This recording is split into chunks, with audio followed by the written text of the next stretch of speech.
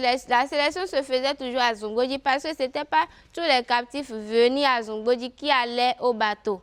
Puisqu'il y avait des morts, il y en avait qui mouraient, qui étaient faibles, qu'on jetait à la fosse commune. Et donc, arrivé au jour de la sélection, le monsieur assis là, on l'appelle Yovogan. Yovogan, mais ce n'est pas un Yovo, ce n'est pas un blanc, c'est un noir.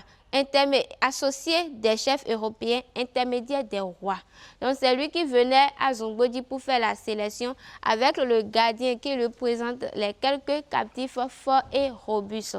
Cette relation commerciale était mise en place entre les colonisateurs européens et quelques de nos chefs locaux. Cette pratique se faisait à travers un échange d'êtres humains et d'objets tels que miroirs, pipes, et cela partait jusqu'à l'acquisition de nos terres. Cette acquisition-là était faite en fonction du profil de l'esclave, s'il est en bon état et s'il avait les capacités nécessaires pour pouvoir couvrir les Là, besoins c'est une des représentation des captifs colonisateurs. malades et faibles, ceux qu'on jetait à la fosse commune, puisqu'il n'y avait pas de médecin ni de guérisseur traditionnel pour pouvoir les soigner.